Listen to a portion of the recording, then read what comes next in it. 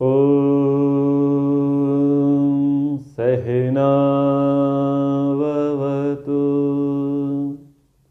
सहनौ भुनक्तु सह वीर्यं करवावहै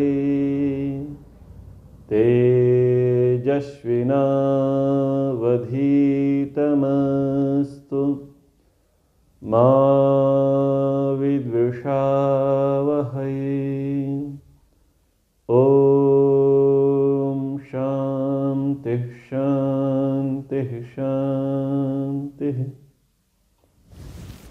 कठोपनिषद प्रथम वल्ली। नचिकेता ने यमाचार्य से प्रश्न पूछा कि स्वर्ग साधक अग्नि क्या है।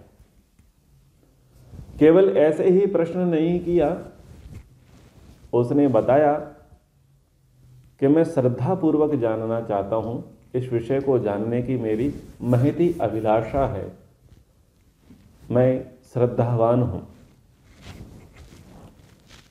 नीति शास्त्र कहते हैं श्रद्धावान लभते ज्ञानम। ज्ञान, नॉलेज, विद्या उसी को प्राप्त होती है जो श्रद्धावान है। किसमें श्रद्धा है? ज्ञान देने वाले में और ज्ञान में, विद्या में और विद्या देने वाले में, दोनों में ही जिसकी श्रद्धा है उसको ज्ञान प्राप्त होता है। यदि व्यक्ति को विद्या में रुचि हो, पाठ में रुचि हो, परंतु उस पाठ के वक्ता में, उस आचार्य में रुचि ना हो, तो उसे विद्या नहीं आएगी। दूसरा, आचार्य में रुचि है, पाठक में रुचि है, वक्ता में रुचि है, परंतु पाठ में रुचि नहीं है, पुस्तक में रुचि नहीं है, ग्रंथ में रुचि नहीं है, तब भी विद्या नहीं आएगी। इसलिए विद्या प्राप्ति के लिए आवश्यक है कि जिसको हम जानना चाहते हैं, समझना चाहते हैं, उसके प्रति श्रद्धा रखें, और जो उस विषय में हमको जनाना चाहता है, समझाना चाहता है, उसमें हम श्रद्धा रखें। महानुभावों, श्रद्धा और सम्मान दो भिन्न हैं, भिन्न अवस्थाएं हैं। सम्मान और श्रद्धा को आप कैसे समझें? यदि आपसे कोई ये कहे कि सूर्य उदय से पहले उठ जाना चाहिए, सूर्य उदय के बाद नहीं उठना चाहिए। यदि आपसे कोई ये कहे कि सिगरेट नहीं पीनी चाहिए, इलायची खानी चाहिए, सौंफ खानी चाहिए, अदरक खाना चाहिए, तो आप उसे मानेंगे या नहीं मानेंगे, ये इस पर डिपेंड करता है कि आप उसका सम्मान करते हैं या आप उस पर श्रद्धा रखते हैं। एक छोटे से उदाहरण के साथ मैं इस बात को आपके सामने और स्पष्ट करना चाहूंगा। कई वर्ष पहले मैं एक पार्क में भ्रमण कर रहा था। मैंने देखा कि पार्क के झूले पर एक 17-18 वर्ष का युवक बीड़ी पी रहा था।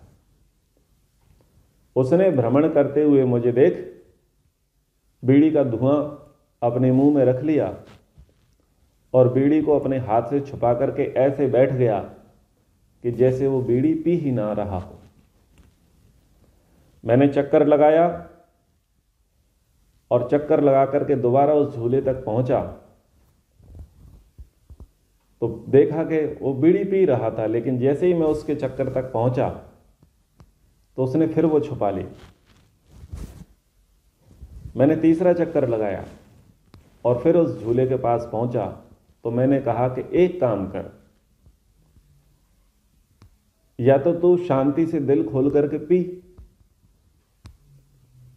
अथवा इसे पूरी तरीके से छोड़ दे। इतना बोल करके जब मैं लौटा तो वो लड़का उस झूले पर नहीं था, उस पार्क की बाउंड्री को वो क्रॉस कर चुका था। क्या बात समझ में आई?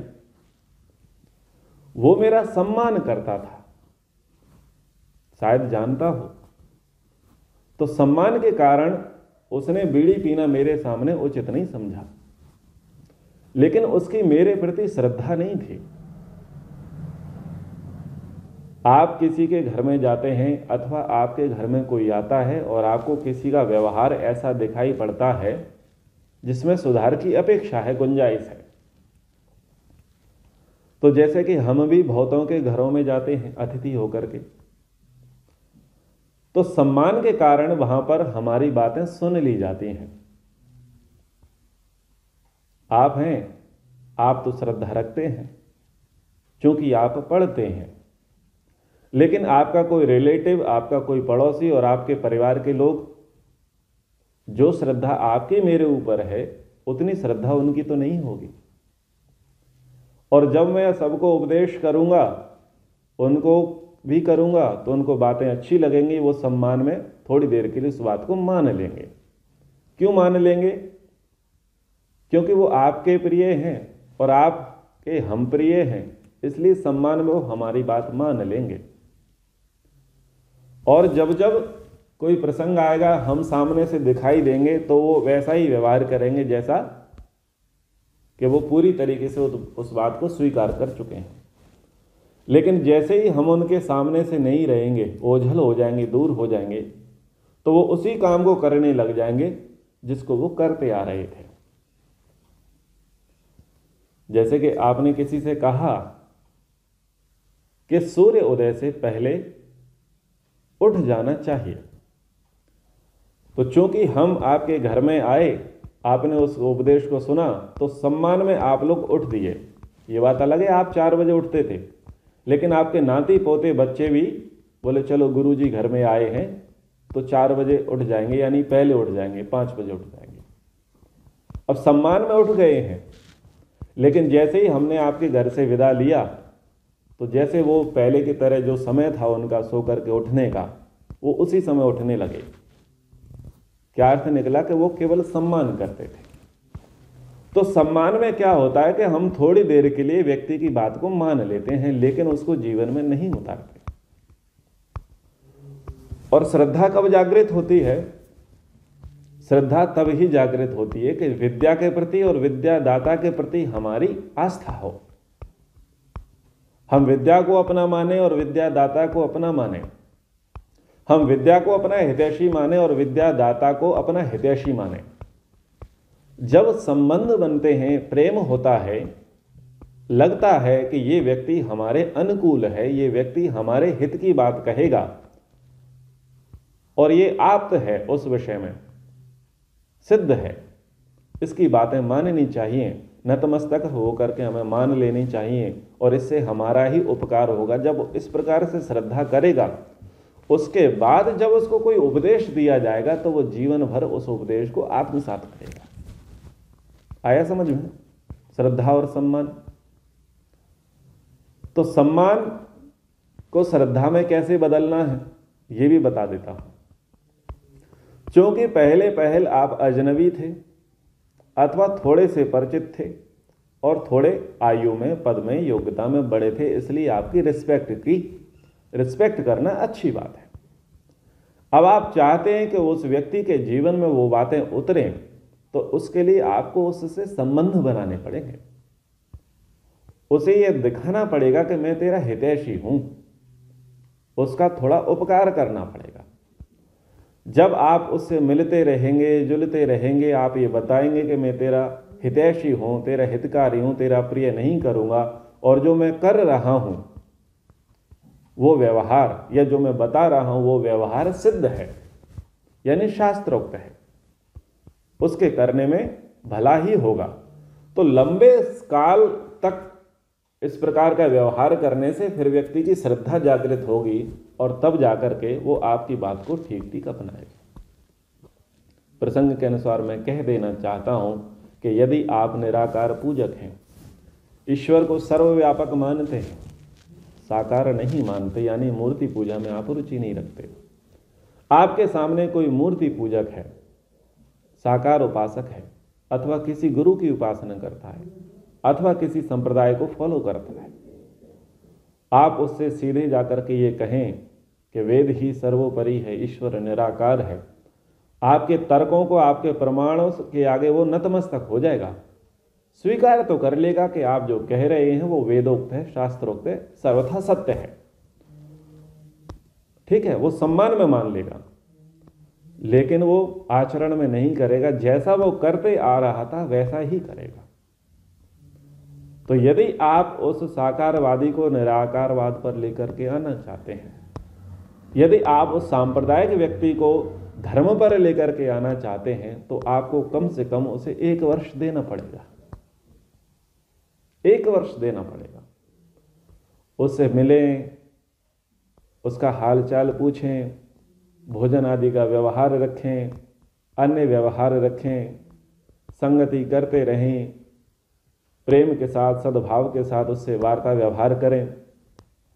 जब धीरे धीरे समय व्यतीत होगा और उसे लगेगा कि ये मेरा अपना है, मेरा हितैषी है और इसकी बातें तार्किक हैं, प्रामाणिक हैं, अंधविश्वासी ये नहीं है, तो धीरे धीरे आपकी विद्या, आपके व्यवहार पर उसकी आस्था बढ़ेगी। फिर आपको कहना नहीं पड़ेगा कि आप निराकार को पूजो।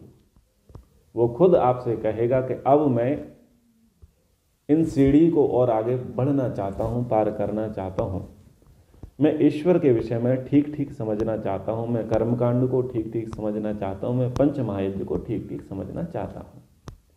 ठीक है, तो ये बात मैंने इसलिए कही कि जब आप जान जाते हैं तो आप इरिटेट होते हैं कि मैं जान गया तो दूसरा क्यों नहीं जानता। आपको जानने में वर्षों लग गए थे, तब जाकर के आपकी बुद्धि में बात घुसी और आप ये चाहते हैं कि आप एक ही दिन में, 1 घंटे के व्याख्यान में, 1 दिन की मुलाकात में उस व्यक्ति के अंदर सारा का सारा ब्रह्म ज्ञान उड़ेल दोगे। ये नहीं है संभव, आपको उसे समय देना पड़ेगा। तो सभी महानुभावों को ये मेरा संदेश है स्वयं के अनुभव के साथ कि यदि आप लोगों को वैदिक विचारधारा में लाना चाहते हैं तो सम्मान से श्रद्धा तक लेकर के आइए।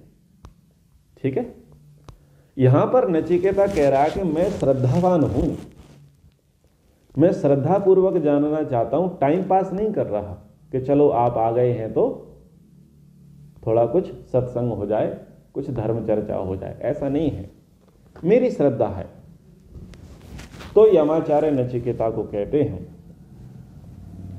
प्रैते व्रवीमि तदु में निबोध स्वर्गम अग्नि नचिकेता प्रजानन अनंत लोकाप्तिमथो प्रतिष्ठाम विद्धिम त्वम एतत् निहितम गुहायाम। यमाचार्य कहते हैं कि नचिकेता, मैं उस स्वर्ग साधक अग्नि को जानता हूं जिसके विषय में तू प्रश्न कर रहा है। मैं उसके विषय में तुझे कहता हूं तो ध्यानपूर्वक उसे समझ। वो जो स्वर्ग साधक अग्नि है वह अनंत लोकों को प्राप्त कराने वाली है, सारे लोकों का आधार वही है, परंतु जो सब लोकों का आधार है, जो सब लोकों को यानी सब सुखों को प्राप्त कराने वाली है, वो सहज नहीं है, कठिन है, गूढ़ है, रहस्यतम है। उसको जानना और उसको समझना ये रहस्य की बात है। तो उसकी पहले प्रस्तावना में क्या कह दिया कि जिस स्वर्ग साधक अग्नि को आप जानना चाहते हैं वो है तो लाभकारी, अनंत सुखों का भंडार है, लेकिन समझना कठिन है। इसलिए पहले से तैयारी रखना, हल्के में मत लेना। कहा लोकादिम अग्निम तमुवाच तस्मै या इष्टका यावतीर्वा यथा वा सा च आपि तत्प्रत्यवदत् यथोक्तम अथ अस्य मृत्यु पुनरेव आह तुष्ट। यमाचार्य ने नचिकेता को स्वर्ग साधक अग्नि का उपदेश दिया।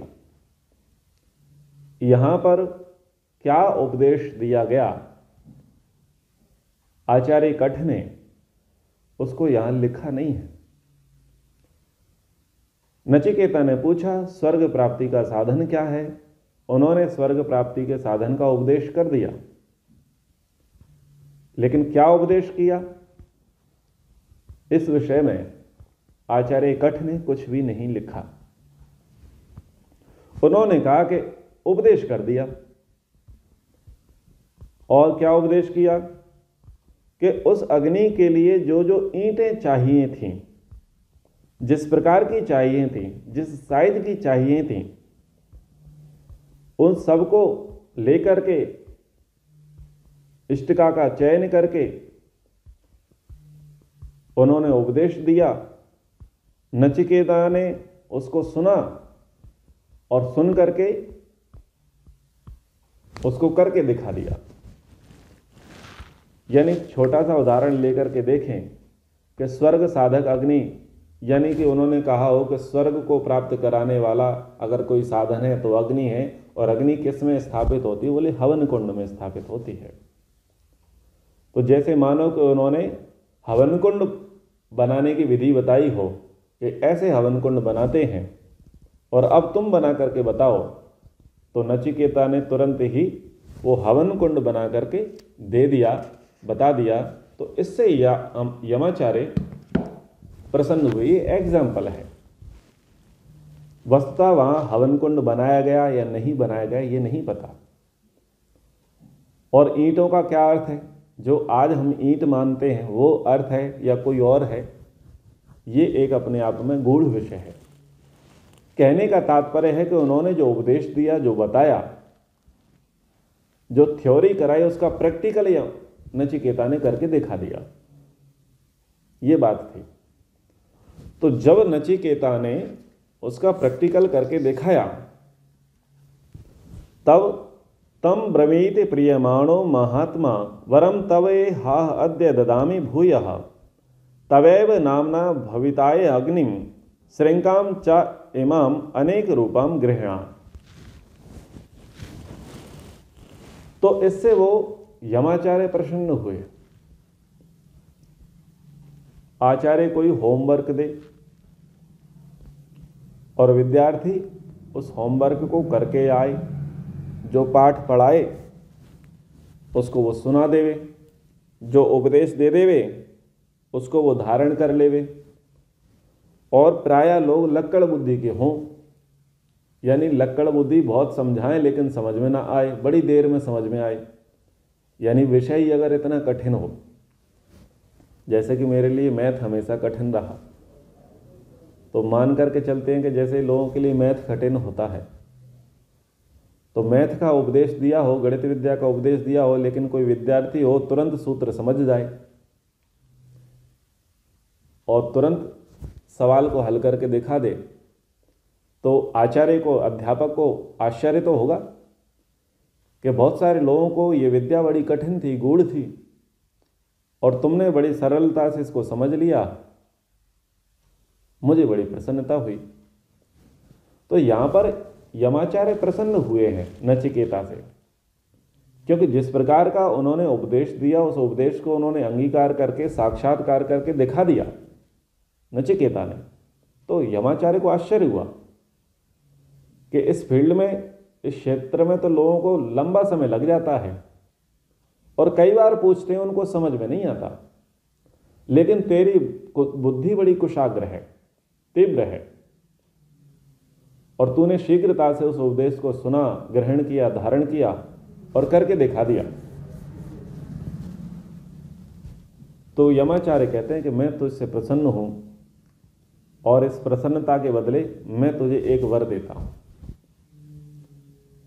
क्योंकि जब कोई आश्चर्यचकित कार्य कर दे जिसकी संभावना ही ना हो और वो उस काम को, उस टास्क को कम समय में कंप्लीट करके दिखा दे, तो टास्क देने वाला उसे पुरस्कार तो देता ही है।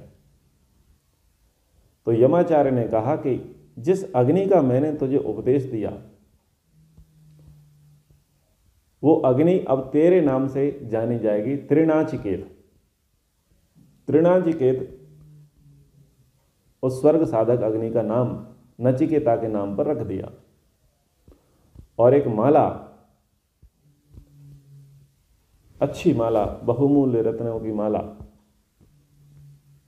सम्मान में नचिकेता को यमाचार्य ने पहना दी।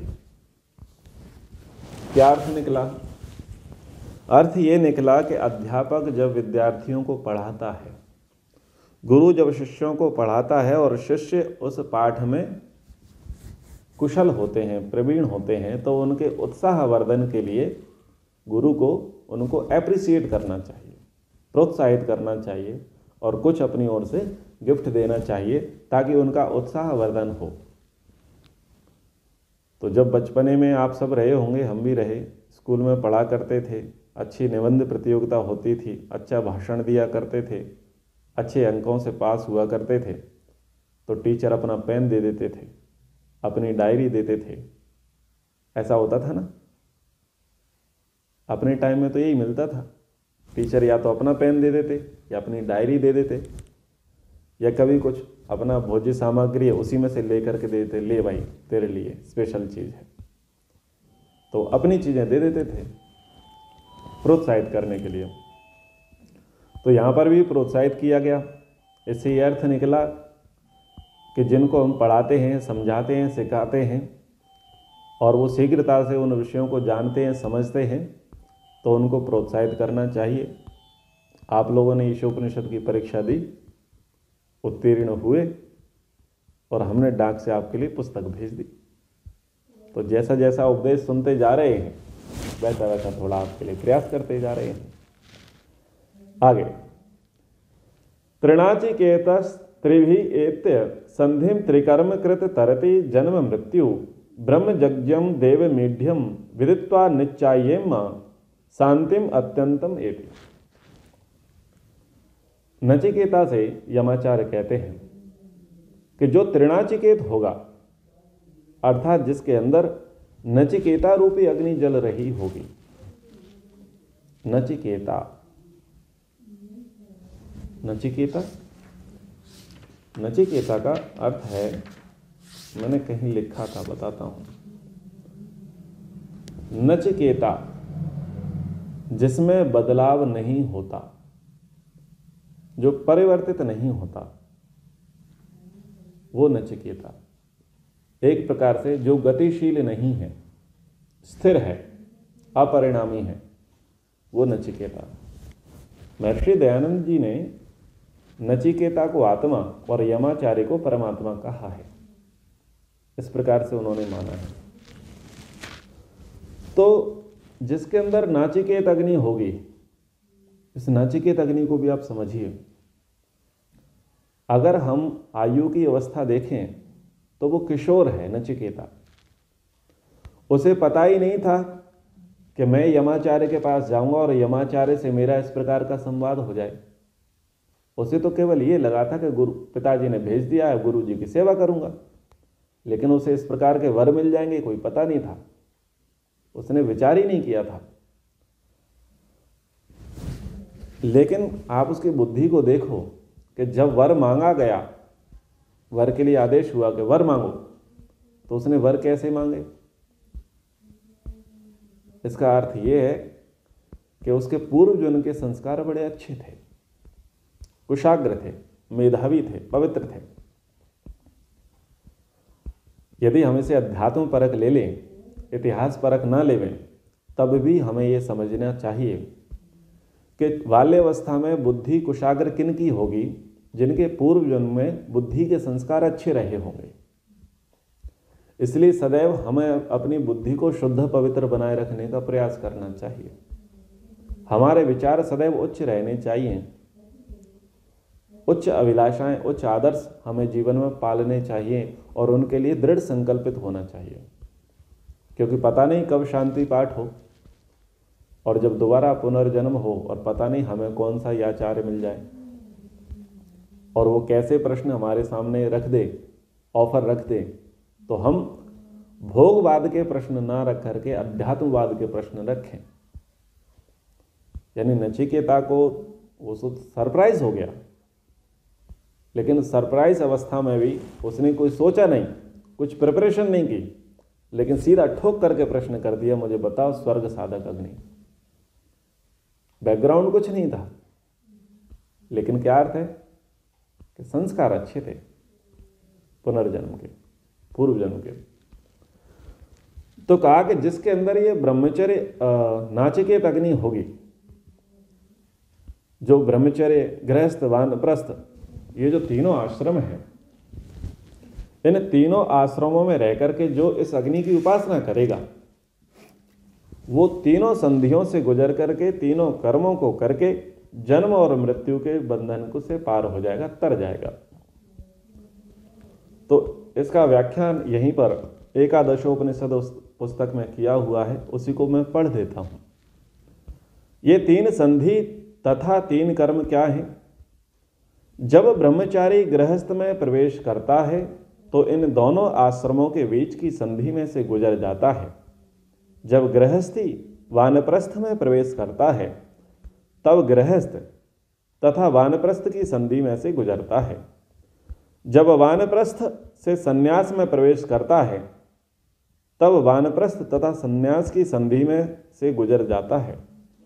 इन तीन संधियों में से गुजरना, इन्हें पार कर जाना ही तीन कर्म हैं। जो इन तीन संधियों में से नहीं गुजरता वह किसी न किसी एक आश्रम में अटक जाता है। इस प्रकार प्रत्येक संधि से गुजरने से एक एक स्वर्ग साधक अग्नि उत्पन्न होती है।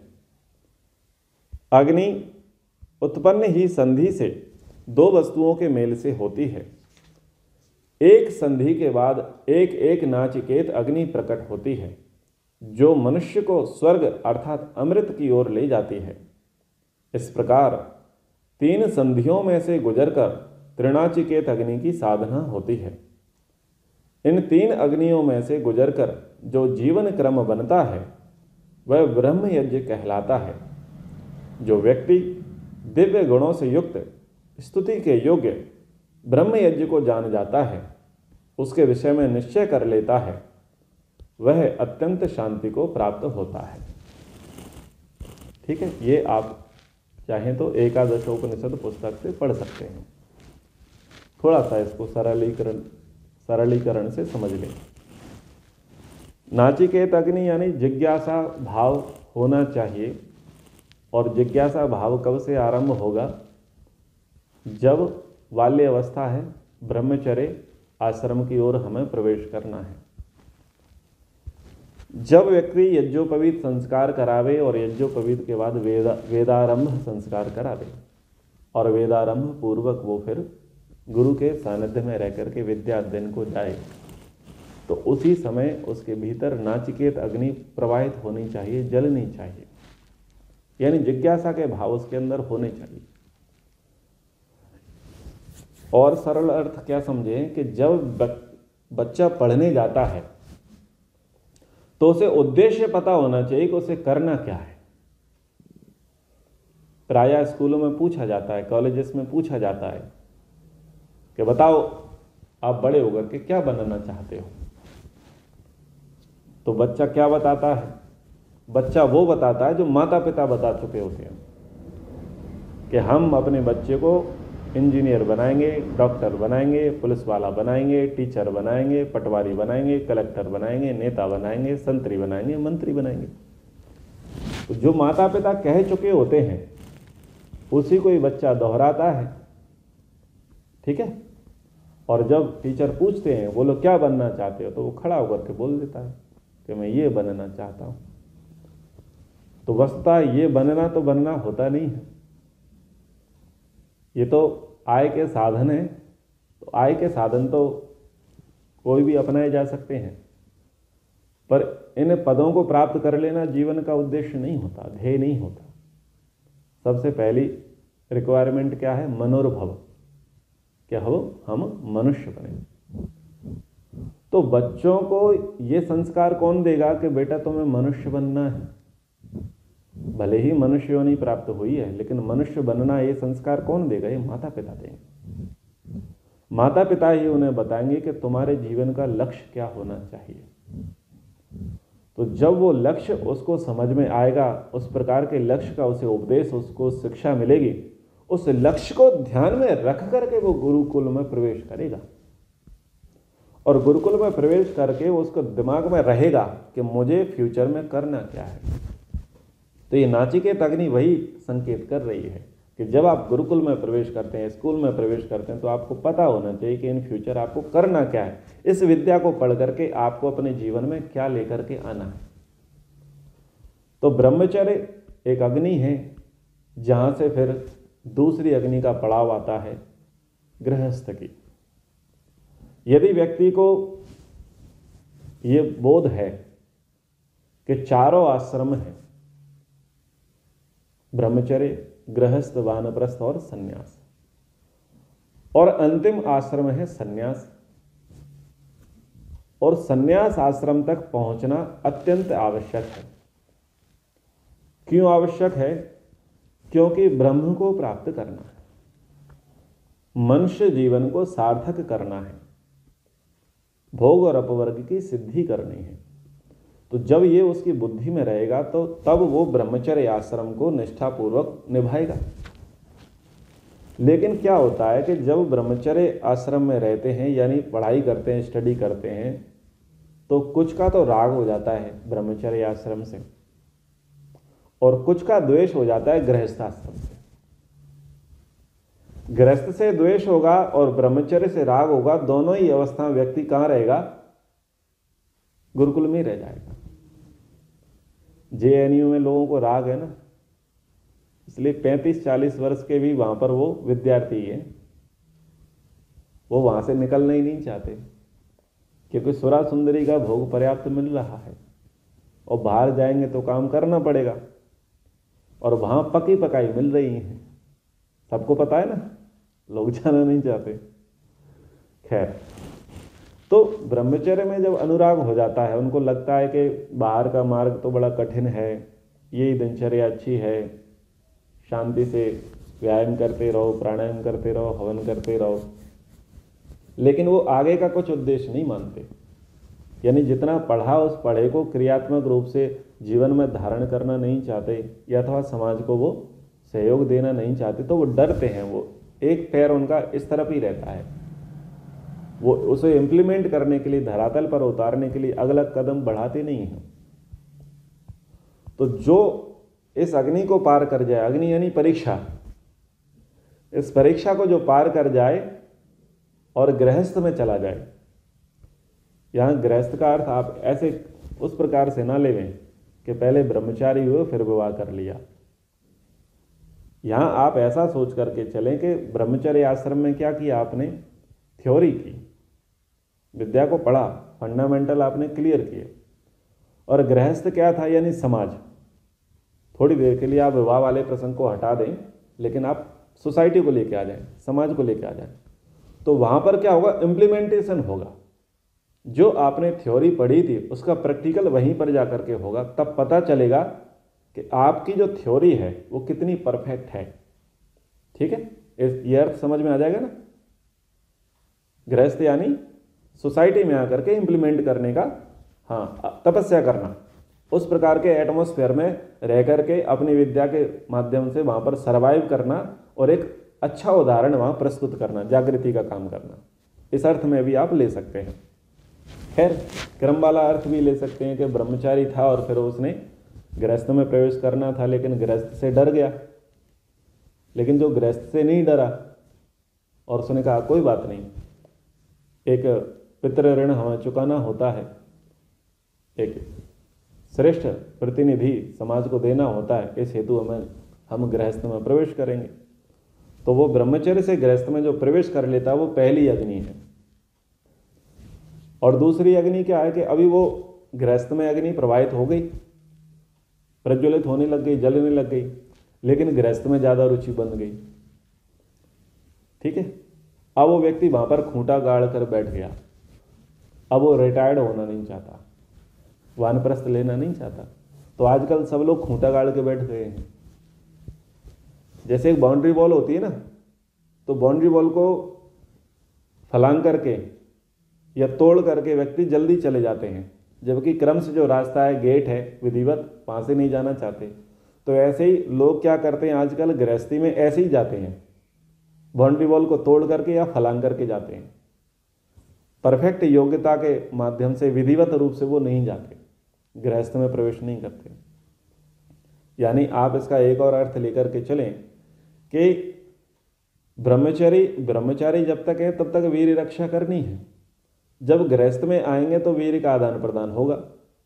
लेकिन आजकल वो 25 वर्ष तक अपने ब्रह्मचर्य को धारण करने का सामर्थ्य ना तो युवकों में है ना युवतियों में है।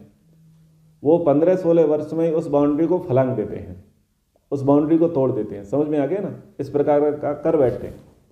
अब गृहस्थ में आ गए हैं, लेकिन गृहस्थ में आकर के खूंटा गाड़ के बैठ गए, अथवा जो गृहस्थ में नहीं गए थे लेकिन गृहस्थ यानी समाज में आ गए थे और समाज की वो प्रतिष्ठा को देख करके वहां पर खूंटा गाड़ के बैठ गए कि हम तो सदा कार्यकर्ता बने रहेंगे, सोसाइटी में काम करने वाले बने रहेंगे, समाज सेवक बने रहेंगे। अपने आगे समाज सेवक का टैग लगा लेते हैं और क्या चाहते हैं कि बस उसके माध्यम से ही हम सारा काम करते रहेंगे, लेकिन रिटायरमेंट नहीं चाहते।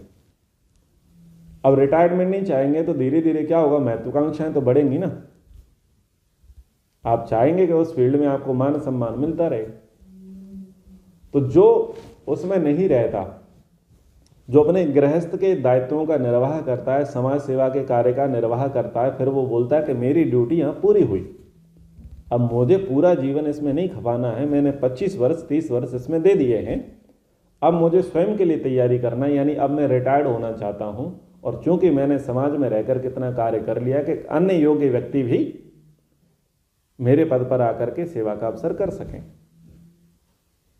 तो रिटायर्ड होना बड़ी बात होती है। लेकिन लोग रिटायर्ड नहीं होना चाहते, न गृहस्थी से रिटायर्ड होना चाहते, न पदों से रिटायर्ड होना चाहते। वो तो सरकार की अच्छी मेहरबानी है कि सरकारी पदों पर उन्होंने बोल रखा है कि भाई 60-62 के बाद आप रिटायर्ड हो जाएं, लेकिन नेता रिटायर्ड नहीं होना चाहते। वो 90 में भी उनके हाथ पैर चल नहीं रहे हैं। कई नेता भारत में ऐसे हैं व्हील चेयर पर हैं, लकवा मार चुका है, ठीक से चलने का सामर्थ्य नहीं है, और तो और वेंटिलेटर पे पड़े पड़े चुनाव का तैयारी करते हैं। तैयारी कहाँ की चल रही है उनकी, अंतिम यात्रा की, लेकिन वो किस तैयारी में लगे हैं कि अभी भी कुर्सी मिल जाए इस बार, और फिर भी ये चाहते हैं कि मरे पीछे पद्म भूषण मिल जाए। तो तगड़े वाले लोग हैं। खैर, तो वो गृहस्थ से फिर जो वानप्रस्थ में प्रवेश करते हैं, यानी वो भी एक अग्नि है, वो भी कठिन काम है गृहस्थी को छोड़ करके वानप्रस्थ में जाना। यानी जो आप सेवा का कार्य कर रहे थे उस सेवा से सेवानिवृत्त हो जाना, वो भी एक कठिन काम है, लेकिन उसको भी आप कर ले रहे हो, ये दूसरी अग्नि है। और तीसरी अग्नि है कि आप सेवानिवृत्त हो चुके हैं, साधना के लिए आप आगे बढ़ चुके हैं, तो आप संन्यास की ओर आगे बढ़ जाएं। तो वानप्रस्थ और संन्यास के बीच की जो अग्नि है, जो संस्कार है, वो तीसरी अग्नि है। तो ऐसे जो तीनों अग्नियों को पार कर लेता है, वो जो तीनों में समय में स्वर्ग साधक अग्नि की साधना करता है, वो तृणाचिकेत यानी वो स्वर्ग प्राप्ति कर लेता है। तो चूंकि समय पर्याप्त हो रहा है हमारा, तो अभी इस प्रसंग को हम यहीं पर रोकेंगे। इस प्रसंग को अगली कक्षा में आगे कंटिन्यू करते हुए और तीसरे वर्ग की ओर हम आगे बढ़ेंगे। तो समय के अनुसार कक्षा को हम यहीं पर विराम करते हैं। इति ओम शम।